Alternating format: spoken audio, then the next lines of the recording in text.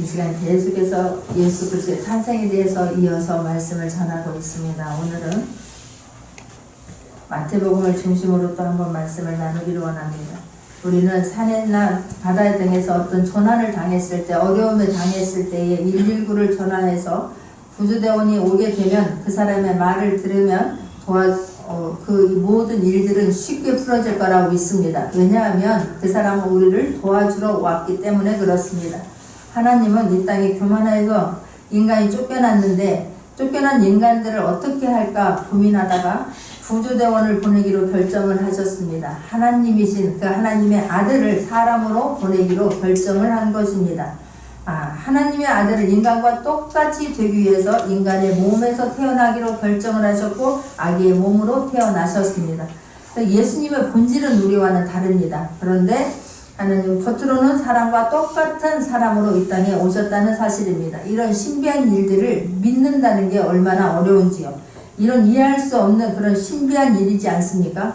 그런데 하나님 마태는 이 서문에서 예수님의 동정녀 탄생을 이야기하고 있습니다. 마태 사도는 그의 복음서 서두에서 유다 백성들이 그렇게도 기대하고 기다렸던 고대했던 다윗의 왕가의 혈통에 대해서 말씀을 하고 있습니다. 그런데 그가 맨 마지막에 지시하는 다윗의 후손은 놀랍게도 처녀의 몸에서 태어난 사생아였다는 사실입니다.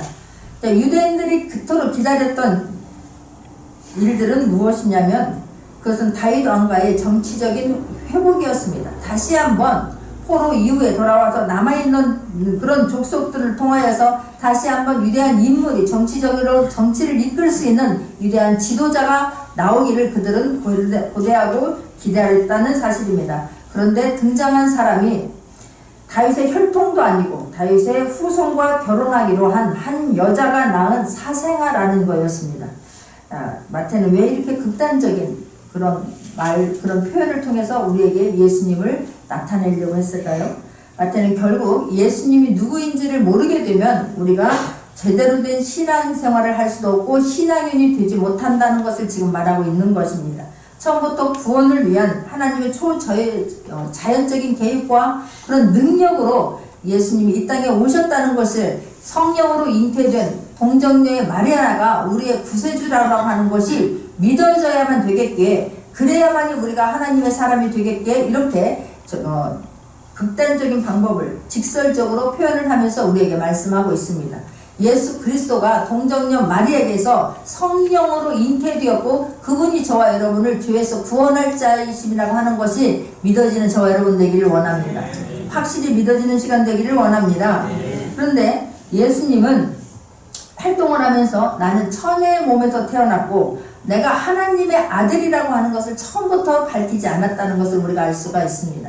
만약에 그렇게 처음부터 밝혔다라고 한다라고 하면 그토록 예수님이 복음을 전하는 일에 방해했던 사람들이 예수님의 그 출생 문제를 가지고 얼마나 괴롭게 하고 힘들게 했는가를 우리는 알 수 있지 않겠습니까? 미뤄 짐작하건대 그 문제를 가지고 당신은 사생하지 않느냐? 어떻게 말도 안 되는 사생아가 어떻게 우리의 지도자라고 하느냐? 어떻게 동정녀 처녀의 몸에서 난 사람이 우리의 지도자가 될 수 있느냐? 우리의 구세주가 될 수 있느냐? 그것 때문에 복음은 흘러가지도 않을 뿐더러 그것이 예수님이 사역하는 데 있어서 엄청난 걸림돌이 될 수 있다는 것을 알기 때문에 그런 그 당시의 사람에게는 먹혀 들어갈 것도 아니었고 오히려 복음을 전하는 일에 걸림돌만 될 것이기 때문에 말하지 않을 것이라고 생각을 합니다. 예수님은 영혼을 살리려고 오셨는데 그 영혼을 살리려 하고는 그 출생의 문제가 복음을 전하는데 걸림돌이 될까 봐서 말하지 않은 것 같습니다. 나는 나는 한번 바꿔놓고 생각을 해보세요. 나는 동정녀 마리아에게 난 예수가 나의 구세주라고 한다면 그 예수님을 우리가 믿겠느냐 이 말이에요. 믿어지겠느냐 이 말이에요.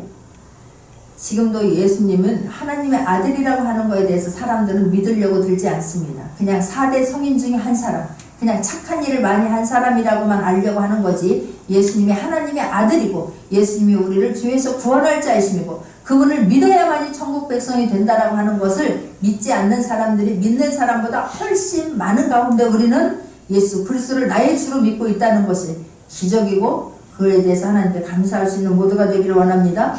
예수님의 제자들조차도 예수님이 하나님의 아들이라는 것이 어떤 때는 믿어지고 어떤 때는 믿어지지 않아서 굉장히 힘든 생활을 했습니다. 예수님이 초자연적인 그런 능력을 행할 때를 보면 이거는 하나님만 할 수 있는 일이고 인간이 할 수 없다는 것을 그들은 알게 됩니다. 어떻게 죽은 자를 살리고 안진뱅이를 일으킵니까? 어떻게 바다를 잠잠하게 하고 어떻게 자연을 다스리는 분이느냐 이 말이요. 인간이 어떻게 그렇게 할 수 있느냐 이 말이요. 그런데 그럴 때는 하나님인 것 같은데 예수님은 우리와 똑같이 바다에 풍랑이 그렇게 요란하게 풍랑이 있는데도 불구하고 예수님은 바다 밑창에 들어가서 깊이 주무셨다라고 성경은 말씀하고 있습니다. 배가 고플 때는 제자들과 함께 밥을 먹은 분이다 이 말이에요. 그런 게 제자들도 어떤 때는 하나님인 것 같고 어떤 때는 하나님이 아닌 것 같아서 굉장히 괴로워하고 때로는 힘들어했을 수도 있다 이 말입니다. 그런데 하나님은 졸지도 아니하시고 주무시도 않는다 했는데 예수님은 키피장하는 모습을 보면서 어떻게 저분이 우리 하나님일까 힘들어했었는데 놀랍게도 그런 능력을 행할 때에 물이 변하여 포도주가 되었을 때에 제자들은 그분을 나의 하나님이라고 믿음이 아니었다는 사실입니다. 적어도 그분이 하나님이었다면 하나님의 아들이었다면 십자가의 마지막에 매달려 돌아가실 때 그때만이라도 내려와서 내가 하나님의 아들이라고 하는 것을 보여주었지만 되었지 않았느냐 이 말이에요. 그런데 하나님은 그런 능력을 예수님은 이 땅에 계시면서 그런 거는 하나님의 뜻을 최선을 다해서 순종할 뿐이지 그런 일은 행하지 않고 죽고야 말았습니다. 십자가에 달려 죽었다는 걸 우리는 알지 않습니까? 그런데 그 예수님이 다 이제는 끝났다라고 생각하고 제자들마저도 다 도망간 그때에 예수님은 부활하셨습니다. 그 부활한 주님을 보고서 만져보고서 눈으로 확인하고서 예수님이 드디어 하나님이라고 한 것을 하나님의 아들로 육신의 몸을 입고 이 땅에 우리 문제를 해결하기 위해서 오셨다고 하는 것을 그때야 믿었다 이 말이에요. 거꾸로 역으로 그리고 나서 그들은 마리아에게 달려가서 요셉에게 달려가서 어떻게 예수님의 출생에 대해서 좀 우리에게 말해 주십시오 라고 말했을 거라고 믿습니다. 그랬을 때 마리아가 설명을 했을 것입니다. 나는 실은 예수님은 내가 예수님을 어머니라고 하는데 나는 성령 천사가 가브리엘 천사가 와서 성령으로 너는 아들을 잉태할 것이고 그 사람은 죄 문제를 해결해 주기 위해서 이 땅에 하나님이 예수님이 작아져서 이 땅에 올 수밖에 없었다라고 하는 것을 말해주었을 거라고 믿습니다. 이해가 되시면 고개라도 끄덕끄덕 한번 해줘보세요. 그뿐만이겠습니까? 내가 그 말을 했을 때 나를 그렇게 사랑하고 나에게 정언한 사람이 약혼까지 한 사람이 나오고 파혼을 하려고 약혼을 파기하려고 그 사람도 그런 것을 요셉도 그런 생각을 했었던 그런 적이 있었다. 그뿐만 아니라 예수님의 탄생은 나사렛이 아니라 베들레헴이다. 또 예수님이 탄생했을 때에 헤롯 왕이 자기가 왕인데 또 왕이 나셨다는 말을 듣고 우리를 죽이려고 해서 우리는 애국으로 피가난 갔다가 나사렛이라고 하는 곳에 우리가 돌아왔다. 이런 모든 얘기들을 마리아를 통해서 요셉을 통해서 듣게 되었을 거라고 믿습니다. 이렇게 예수님의 탄생 이야기는 처음부터 우리가 그냥 들려준 것이 아니라 나중에 부활한 후에 예수님의 탄생 소식을 듣게 되었고 그들은 오히려 그걸 들음으로 모든 것이 부활한 것을 믿었기 때문에 그 이후에 마리아를 통해서 요셉을 통해서 한 모든 말들은 그들이 다 믿어졌고 더 든든히 세워져서 하나님 나라를 든든하게 세워갔다는 것을 믿는 저 여러분 되기를 원합니다. 18절에 보게 되면 예수 그리스도의 나심은 이러하니라 그 모친 마리아가 요셉과 정혼하고 동거하기 전에 성령으로 잉태된 것이 나타났더니 라고 성경은 말하고 있는데 일단 유대 풍습에는 결혼 풍습은 우리가 좀 특별한 점이 있는 것을 알 수가 있습니다. 그들은 일단 남녀가 어느 정도 자라면 법적인 결혼을 하게 됩니다. 이 법적인 결혼을 했다고 해서 법적으로는 부부이지만 실제로는 같이 살 수가 없는 거예요. 언제 같이 살 수 있었느냐? 남자가 돈을 벌어와서 신부의 대금을 지불하고 나서 식을 제대로 치른 다음에 드디어 이제 정식 부부가 된다고 합니다. 그런데 마리아가 정식 결혼을 하기 전에 정혼한 상태에서 임신한 거예요.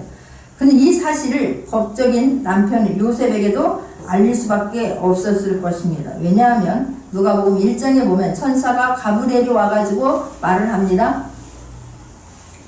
너는 성령으로 아이를 잉태할 것이다. 그때 마리아가 말씀이 저는 주의 종이오니 말씀이 이루어지니이다 라고 이야기를 하는 거예요. 또 천사가 엘리사벳에게 지금 엘리사벳을 예를 들어서 설명했지 않습니까? 엘리사벳이 그토록 나이가 많았는데 이제는 아이를 가질 수 없는 그런 환경이었고 아이가 없었지 않느냐. 그럼 그가 가브리엘 천사가 와서 아이를 갖게 될 것이라고 이야기를 했는데 그가 실제로 임신한 지 6개월이 되었다. 너는 한번 가서 확인해봐라 라는 식으로 이야기를 하니까 마리아가 달려갔지 않습니까? 그곳에서 성령 충만함을 받은 엘리사벳을 통하여서 실제로 마리아가 지금 임신 중이라는 것을 아이를 복중에 태에 아이를 갖게 되었다는 것을 엘리사벳을 통해서 마리아는 듣게 됩니다. 그리고 그곳에서 3개월 동안을 머물다가 내려왔다라고 말하고 있습니다. 그러면 우리는 아이를 잉태하게 되면 숨길래야 숨길 수 없지 않습니까? 배가 점점 불러오니 숨길 수가 없는 것입니다. 그리고 마리아는 요셉을 정말 진실로 사랑했기 때문에 요셉에게만은 내가 이 일을 알려야 되겠다라고 생각을 했을 거라고 있습니다. 그리고 그랬는데 그 말을 들은 요셉은 어떻겠느냐 이 말이에요. 저와 여러분 여기서 보니까 동거하기 전에 성령으로 잉태된 것이 나타났더니 라고 성경은 말하고 있습니다. 잉태하면 반드시 표시가 나게 된다는 걸 믿기를 원합니다. 저와 여러분이 기도를 하게 되면 그 기도를 믿음으로 기도하고 기도한 것이 이루어질 것을 믿으면 반드시 잉태된 것은 밖으로 나올 수밖에 없다고 하는 걸 믿기를 원합니다. 우리가 믿음으로 기도하고 믿음으로 기도한 것들이 우리가 잉태되었으면 씨로 지금 이 안에 들어가 있으면 반드시 때가 되면 우리의 기도의 열매들이 나타나게 될 것을 믿는 저와 여러분 되기를 원합니다.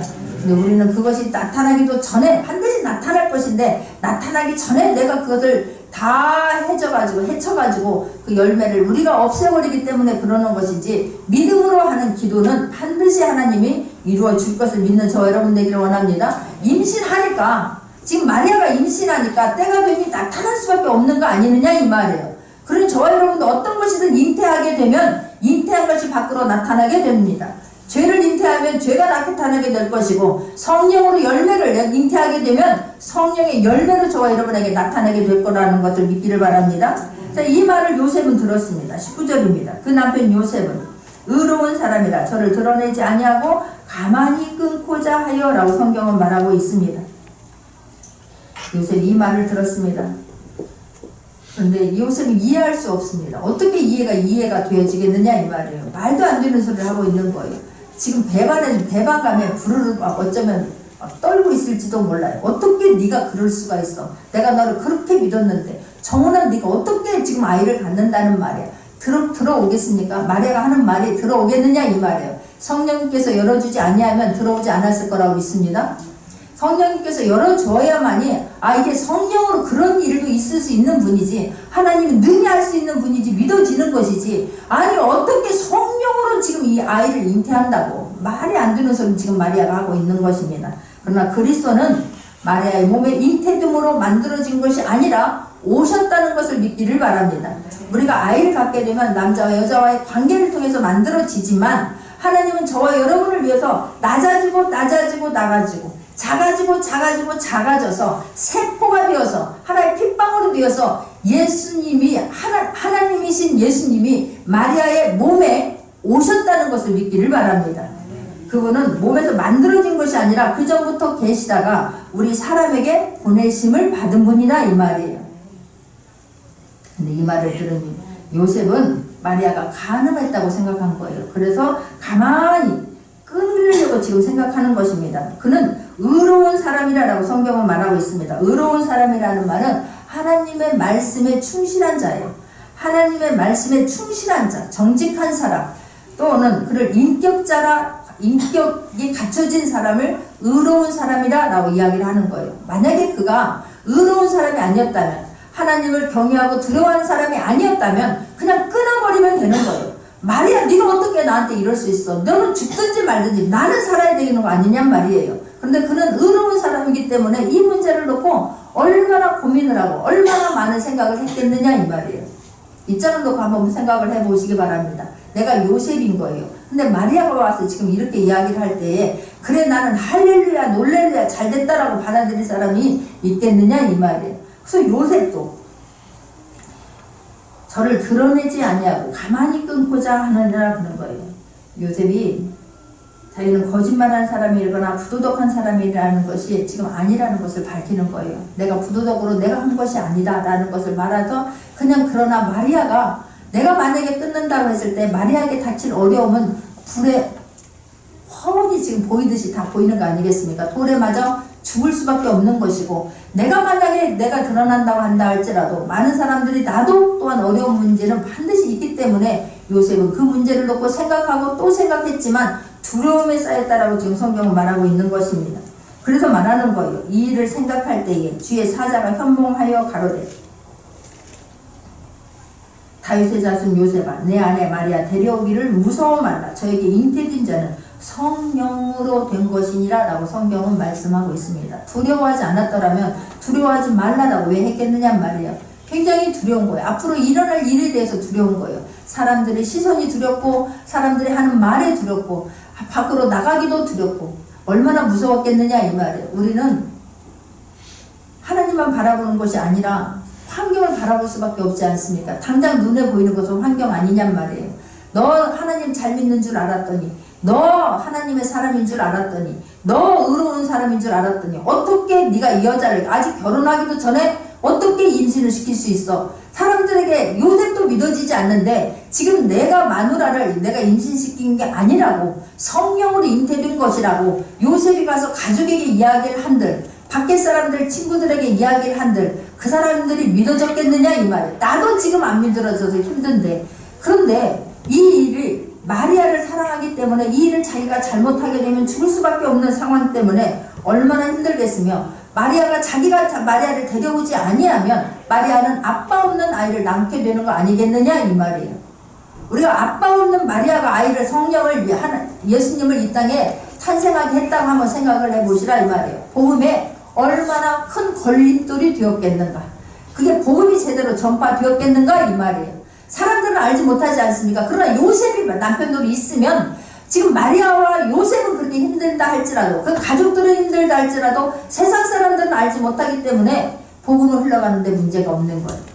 그래서 이런 고민을 하는 것을 보고 하나님께서는 도저히 이렇게 가만히 끊기로 결정한 요셉에게 하나님은 요셉을 그냥 놔두지 않습니다. 찾아오십니다. 저와 여러분도 반드시 내가 어떤 문제를 고민하고 있을 때에 하나님이 찾아와 주신다고 하는 걸 믿기를 바랍니다. 말씀을 통하여서든 찬양을 통하여서든 요셉처럼 지금 꿈을 통하여서든 하나님은 저와 여러분을 사랑하시기 때문에 알려주시는 거예요. 피할 길을 알려주시는 거예요.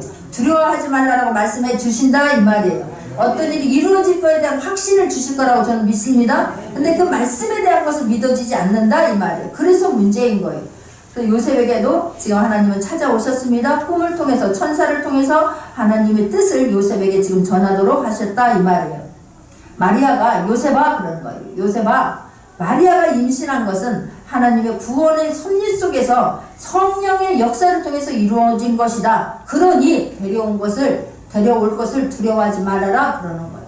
요셉아 마리아는 하나님께 특별히 은혜를 입은 사람이다 이 말인 거예요. 요셉아 하나님의 은혜 가운데서 마리아가 그 많은 여자 중에서 마리아가 선택받았던 거에 대해서 너는 기뻐해라 라고 지금 말한다 이 말이에요. 우리가 어떤 일을 할 때에 하나님이 우리를 택해 준 거에 대해서 감사할 수 있기를 바랍니다. 그 전에 하나님이 저와 여러분을 불러주셨기 때문에 하나님 그 부름에 합당하게 지금 이곳에 와서 예배를 드리는 것이 은혜 중에 은혜라고 하는 것이 믿어지기를 바랍니다. 얼마나 감사하냐고. 그걸 말합니다. 지금 하나님의 구원 섭리 속에서 마리아가 선택받았다 그러면서 또 이야기를 합니다. 아들을 낳으리니 이름을 예수라 하라 그러는 거예요.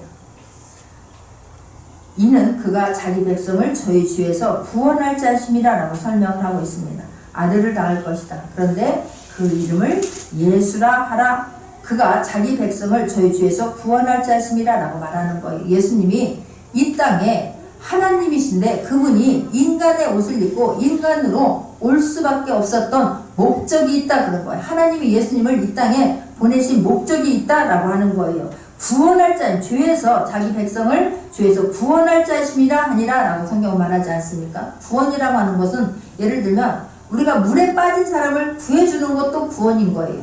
부속에서 타고 있는 사람을 구해주는 것도 구원이다 이 말이에요. 가라앉아 있는 뱃속에서, 침몰하는 뱃속에서 꺼내주는 것도 구원이에요. 그런데 그냥 어려운 문제에서 그냥 꺼내주는 그런 구원을 말하는 것이 아니라 지금 예수님은 구원주로 오시는데 그거는 저와 여러분이 죄 가운데 있는 것을 꺼내주시는 죄 문제를 해결해 주기 위해서 오셨다라고, 그런 구원주로 오셨다라고 지금 성경은 말씀하고 있다 이 말이에요. 이 말은 우리 인간이 죄의 세력에 빠져 있다는 것을 지금 전제로 하는 말씀입니다. 믿기를 바랍니다. 죄 가운데 있기 때문에 죄가 없으면 예수님이 올 필요가 없었지만 우리는 이 본성으로 나는 죄가 없어요. 무슨 나가 죄를 졌다고. 그렇지만 우리는 원죄가 있다는 것을 믿기를 바랍니다. 그런 인간이 죄가 있기 때문에, 그러나 이 죄가 있으면은 하나님과의 관계가 끊어지기 때문에 하나님과의 다리를 놓아주기 위해서, 하나님과의 관계를 회복하기 위해서 반드시 누군가가 죄 없는 분만이 그 문제를 해결할 수 있는데, 그것을 해결하기 위해서 예수님을 이 땅에 인간으로 보낼 수밖에 없었다라고 지금 말씀하고 있다는 사실을 믿으시길 바랍니다. 끊어진 관계가 회복이 되었기 때문에 우리는 숨을 쉬고 살 수 있는 거예요.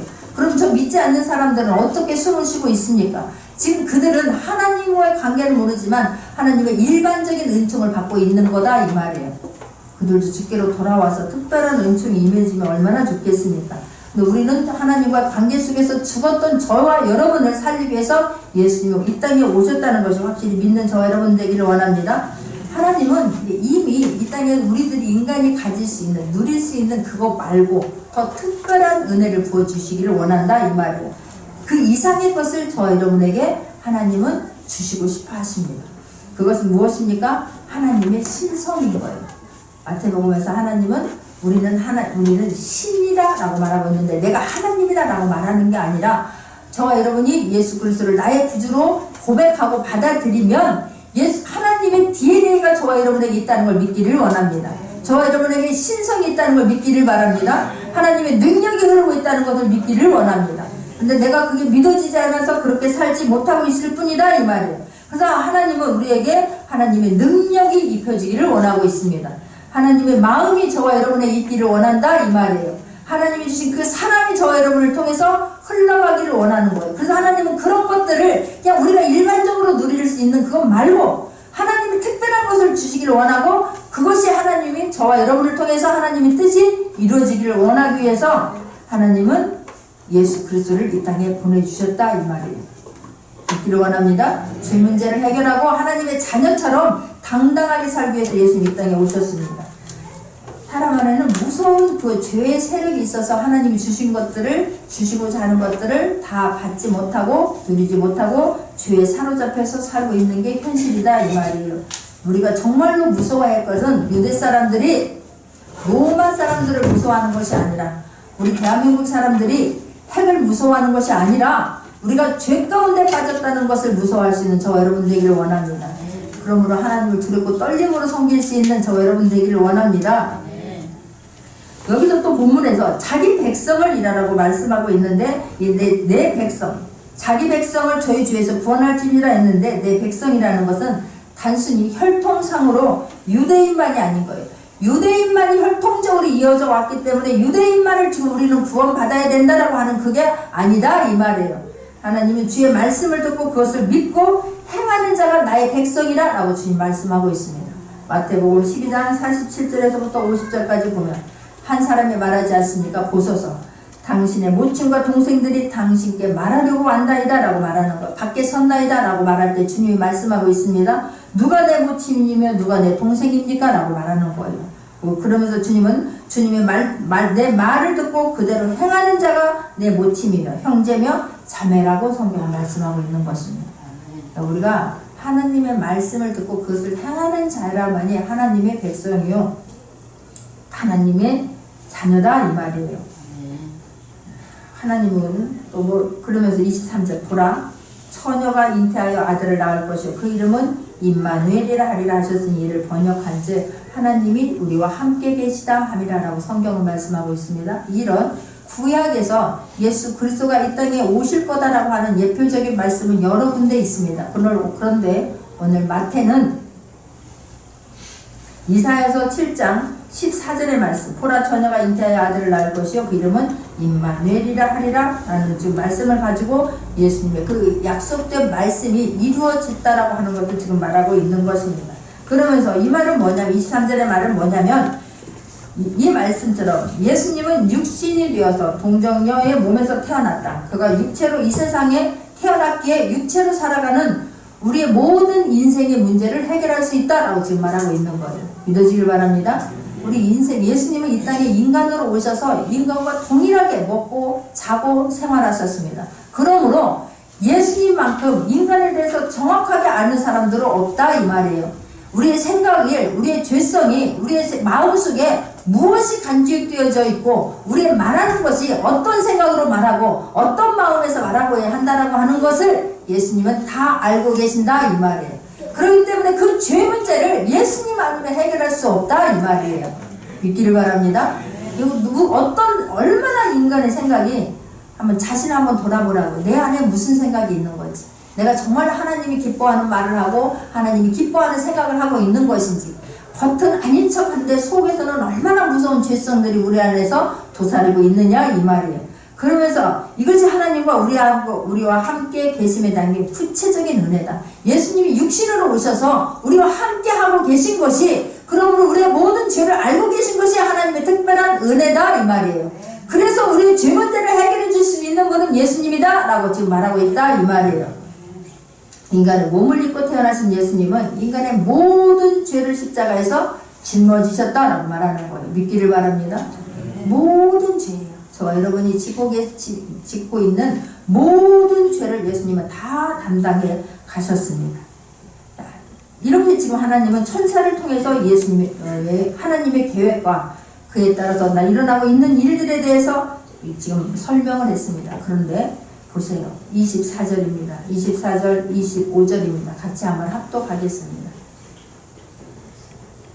요셉이 잠을 깨어 일어나서 주의 사자의 본부대로 행하여 그 아내를 데려왔으나 아들을 낳기까지 동침하지 아니하더니 나음의 이름을 예수라 하니라. 말합니다. 두려워하고 있을 때의 요셉아, 마리아는 하나님께 큰 은혜를 받은 자야. 하나님께서 특별히 선택한 사람이야. 수많은 사람이 있지만 마리아는 하나님께 특별히 인정받은 사람이야 라고 이야기를 했을 때에, 그러니 너는 지금 마리아가 말한 그 말을 다 믿어야 한다. 마리아는 성령으로 예수님을 이 땅에서 죄 문제를 해결할 예수 그리스도를 잉태했다라고 말을 했는데, 요셉은 이 말을 들었을 때, 천사를 통해서 들었을 때에 그 말을 그대로 믿었다 이 말이에요. 잠을 깬 후에 요셉은 이제 하나님의 뜻이 무엇인가를 정확하게 알게 되었습니다. 그리고 그 이상, 더 이상 이제는 고민하거나 주저하지 않았다라고 성경은 말씀하고 있는 것입니다. 천사가 말한 대로 아내 마리아를 데리고 왔습니다. 그리고 그와 아이를 낳을 때까지 동침하지 않았다라고 성경은 말씀하고 있고, 성경이 말한 대로 그 아들의 이름을 예수라 했다라고 지금 성경은 말씀하고 있습니다. 요셉은 이렇게 하나님의 뜻을 알았을 때에 즉각적이고 정확한 순종을 했다는 사실입니다.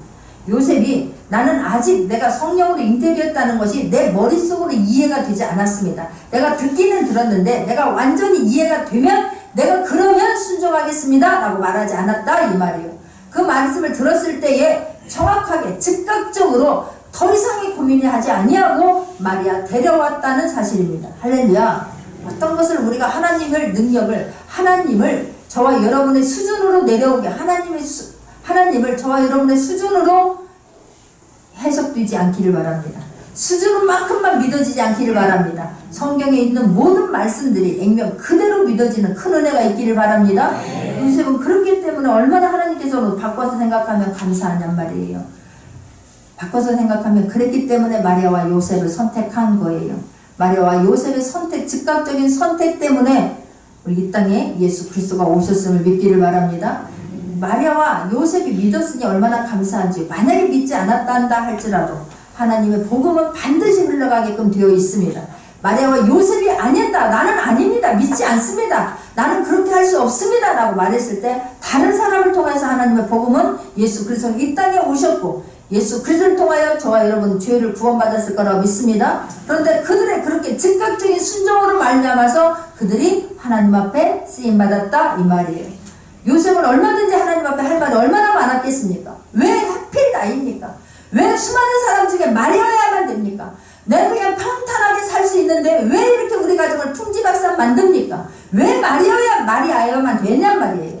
다른 사람 아니면 안 되겠습니까? 왜 내가 그런 일들을 마리아와 나가 지금 함께 겪어야 되느냐 이 말이에요. 그 아이가 태어나는 건 나중 일이고 지금 현실은 고난인데 내가 왜 이 문제를 내가 해결해야 되느냐 얼마든지 말할 수 있었을 거라고 믿습니다. 그런 시간도 충분했을 거라고 믿습니다. 근데 그걸 따지지 않았다는 거예요. 처음에는 엄청난 고민이 있었어요. 엄청난 힘듦이 있었습니다. 그러나 하나님의 말씀이 하나님의 뜻이 이거라고 믿어지는 순간 그것이 천사를 통해 하는 말이 하나님이 나에게로 하는 말로 들렸기 때문에 이 사람은 즉각 순종한 것입니다. 어떤 말씀이 하나님이 나에게로 한 거에 대해서 들려지기를 원합니다. 들렸으면 계산하지 않는 저와 여러분 되기를 원합니다. 즉시 일어나서 순종할 수 있는 저와 여러분 되기를 원합니다. 그랬을 때에 하나님 뜻이 이루어진다 이 말이에요. 그러면서 말하는 거죠. 우리가 요셉은 그 말이 그대로 액면 그대로 이루어질 걸 믿었기 때문에 하나님께 놀라웠게 쓰임받은 사람 아니겠습니까? 우리가 하나님께서 내 생각대로 움직여야 된다라고 내 방식대로 움직여야 된다라고 생각한다면 우리는 그는 하나님을 진정으로 믿는 게 아니다 이 말이에요. 하나님이 나를 위해서 있는 게 아니라 저와 여러분 하나님의 뜻을 이루어드리기 위해서 있다고 하는 걸 절대 잊지 말기를 원합니다. 내 생각대로 이루어지지 않는다 해서 시험 들지 않는 저와 여러분 되기를 원합니다. 왜냐하면 하나님은 저와 여러분을 통해서 하나님의 뜻을 이루어드리기 원하고 하나님의 뜻을 이루어드리려고 애쓸 때에 하나님의 뜻은 반드시 저와 여러분을 통해서 이루어지기 때문에 그렇습니다. 근데 그걸 위해서 저와 여러분이 선택받았다면 하나님 앞에 할렐루야 감사할 수 있는 모두가 되기를 원합니다. 그러니까 의인이라고 하는 것은 다른 게 아닌 거예요. 하나님의 말씀을 믿는 사람이 의인이다 이 말이에요. 그래서 창세기 15장 6절에서도 아브라함이 하나님의 말씀을 믿으니 아브라함을 의로 여기시고 라고 성경은 기록하고 있습니다. 그때 이 말씀을 했을 때 아브라함에게는 아무런 자식이 없었습니다. 그래서 나의 종에게서 난 아들을 그냥 내 자녀로 삼으면 됩니다 라고 말하지 않습니까? 그때 하나님께서 아브라함을 이끌고 밖으로 나갑니다. 그래서 하늘의 별과 내 자손을 바다의 모래와 같이 많게 할 것이다.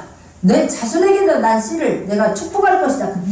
너에게서 난 자손이 이렇게 많아질 것이다 라고 말씀했을 때에 아브라함이 그 말을 믿었다 이 말이에요. 그 말을 믿었을 때에 하나님께서 아브라함을 하나님의 말씀을 믿으니 아브라함을 의로 여기시고 라고 성경은 말씀하고 있는 거예요. 저와 여러분 하나님의 말씀이 떨어지면 그 말씀에 순종할 수 있는 그 말씀을 액면 그대로 믿을 수 있는 저와 여러분 되기를 원합니다. 더하기 빼기 곱하기 나누기 다 해봤다 답은 나오지 아니하고 하나님의 열매는 나타나지 않기 때문에 그렇습니다. 우리가 그 두 사람의 순종으로 말미암아 우리 모든 죄에 대한 용서를 하나님으로부터 받았다는 것이 믿어지기를 원합니다. 그 결과 하나님의 놀라운 신성이 저와 여러분에게 우리 마음속에 임했다는 것도 믿는 저와 여러분 되기를 원합니다. 그 임만을 하나님이 저와 여러분 안에 계시다고 하는 걸 믿기를 바랍니다. 예수 그리스도의 이름을 붙들고 어떠한 기도를 하든지 그것은 반드시 이루어진다라고 하는 것을 확실히 믿는 저와 여러분 되기를 원합니다. 모든 것을 이기는 저와 여러분 되기를 원하고 하나님이 기뻐하는 삶을 살아내는 1년의 마지막이 되기를 원합니다. 또 내년을 잘 말씀으로 준비하기 위해서 기도할 수 있는 저와 여러분 되기를 원합니다. 기도하겠습니다.